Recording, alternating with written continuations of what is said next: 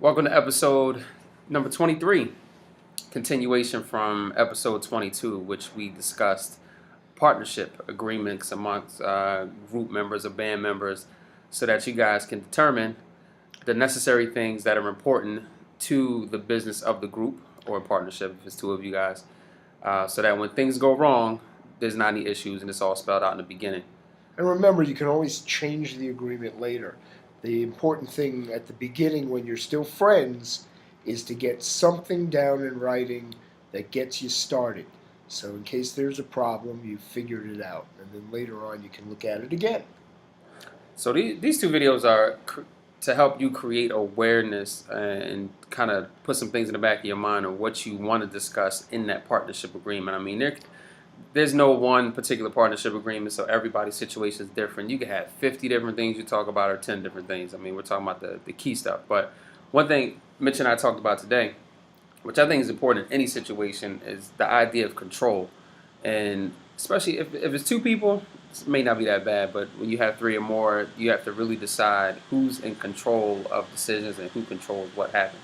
Most people think, if I bring the money, I'm pretty much controlling it. But then you have somebody who feels like their talent as a lead singer is better than everybody else. So there's a person who feels like they write the music, so they have more control than everybody else. Because if it wasn't for them, the songs wouldn't be as great. And you add to that the factor that if you are lucky enough to get a production deal or a management deal and somebody else is bringing in the money, then you have to talk to them about what they are in control of and what items you are still allowed to make your own decisions about. So this topic also works when you're discussing management deals, production deals, recording deals. It's all about what somebody gets to tell you and what you get to tell them. And I know a lot of artists say, I want control of my art form. I want to make the music I want to make. How was somebody putting up that money? That's right. And we're in the United States, and this is capitalism. Money talks. You must decide you are willing to do that, or else perhaps you're fine with just playing in your local pub down the street and enjoying it, which is fine. And it's not about the control. It's more this person put out money and they want to see their money back. So they didn't just donate it for the fun of it. So this person wants to see a recoupment on their investment. So everything that they're telling you it's nothing personal. It's what they think makes the most sense for them to get their money back. So that's why they feel like they have more control, because it's about their money and getting it back. Best examples, look at Motown, look at Backstreet Boys, look at Village People. All these different groups had somebody finance them and brought in choreographers, brought in songwriters, paid for recording sessions, paid for press, flew people around when they weren't famous yet. There's a lot of money. Just the fact that they fed the band or the group when they were starting out.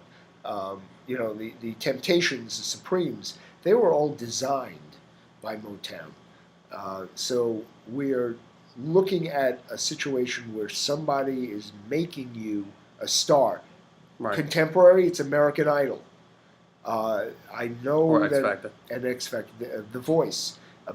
They all will not show you their agreements, but if we ever get the chance to look at a real agreement with American Idol, you will see how much of that winner is owned by the television show and the managers of the television show, and for how long.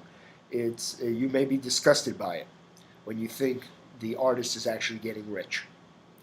But moving right along, situation. Kevin and I, if we were a duet, we might be in the situation where a management deal comes our way.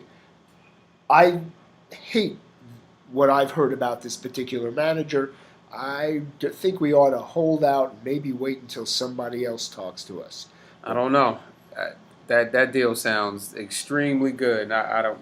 The bad things, I feel like we passed it up. I don't know. We might lose out altogether. So I think we should take the deal. And there you go. There are only two of us in our little partnership, and we're Call already ourselves disagreeing. R&B. K&M. Right. There you go. So the situation is, how do you resolve that? What you do is you come up with an agreement before you have the issue. that says in a case where we disagree, it will be decided by a coin toss, or it's going to be decided by who runs around the block the fastest. Especially with two people. Right. You can make up anything you want. You can also decide that a third person that we both trust is going to make the decision for us. All of this is doable, but you must decide early, perhaps even before you finished writing your first song or going into rehearsal. The other topic which we want to talk about was job responsibilities. Yeah, because you can cause dissension in a group real quick if you feel like somebody's not pulling their weight. So you want to make sure that everybody has assigned roles and what they're expected to do. Let them, once you give them a role or responsibility, just make sure you let them do what it is that role is, and don't look over their back. I mean, it's almost just like just running any other business. The band becomes a business, becomes a brand, and everybody has to pull their weight. And what happens if somebody who is doing a little bit more wants to get paid for it? You have that issue also. For example, if you may say, okay, Kevin's going to do our stage choreography. Well, right now I'm doing nothing but listening to his stage choreography. We're both doing music. So does he get paid more? Does he get paid more in the future if we have a record because he did it? Mm-hmm. You may not be able to answer these questions at the beginning. But at least if you talk it out and say, okay, I acknowledge that you're doing the choreography. Well, what happens if a year later we hire an outside choreographer and he's not doing it? So you may have to change the agreement. But at least you have something to start with. Right. In addition, who picks the name of the group? That's a good question. Sometimes that group name might already be chosen and you're being pulled into the group. And even whether you like the name of the group or not, it's already been chosen. And here we go. We're picking K&M. I like R&B. Or we're picking R&B. Make it simpler. Kevin decides to leave me in the lurch and he goes off. He wants a solo career. Do I get to use R&B for me? And if I bring in somebody else to replace Kevin? Or does Kevin get to use R&B without me? And he can bring in somebody else. Really important for you to decide this up front.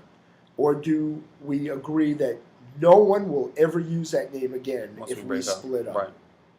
So that leads to another point. So what factors or what situations, and this needs to be outlined in the beginning, are going to be cause for the group or partnership to break up? So if your key drummer is gone, does that mean you automatically close the group? Or does that mean you just find another drummer to replace them? Also, a great thing to throw in is how long are you going to work on this band before you say, you know what, enough is enough, it's not working.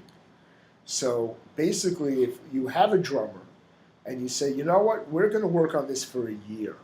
At the end of the year, everyone in the group has the right to go off and just split. Nobody's angry, nothing else happens. That's one way to do it.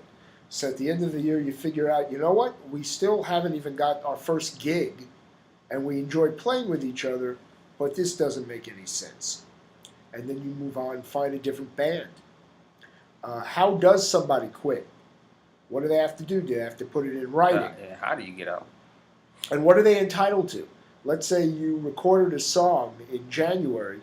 Your drummer quits, your drummer and a singer on the recording leaves in June. You put out a 10-song CD a year later, and the song is on it. Other than royalties, perhaps, for your drummer being on the recording, what is the drummer entitled to? Are you still allowed to put that song out with your drummer on it when his name won't even be considered a member of the group? That's a really hard question. You gotta answer it up front. What is everyone's responsibility? If they're late, do you get to kick them out? Is that a responsibility? If they write a song and they give it to someone else before giving your band first crack at it, is that wrong? You can just keep role playing with your band. What happens if? What happens if? What happens if? And try to come up with the answers. So as you can see, we gave you a lot to think about. So hopefully this just gives you the foundation, and you guys can discuss amongst your individual group what are the important things, and definitely look up this material in different books so that you understand and consult with an entertainment attorney after the fact. Right. And yeah, we just hopefully this gets you started at least on a partnership agreement and discussing these things beforehand, before anything goes wrong. And please don't go to the attorney first. I apologize for attorneys who are going to get angry at me. The attorneys have all these questions for you. Otherwise, they're going to hand you a boilerplate contract that was made for someone living in a different state. It's not your contract. And if you haven't figured out the answers to these things, the lawyers won't know what to write. So figure it out, jot it down, and then if the group decides they really want a legal agreement to make it binding, then you find a lawyer and bring them all your decisions. There you go. Hopefully that helps. All right. Until next time, I'm Kevin Curtin. Mitch Weiss. Check out the website, www.MWEntGroup.com. Twitter is _MWEG. We'll see you soon. See you next time.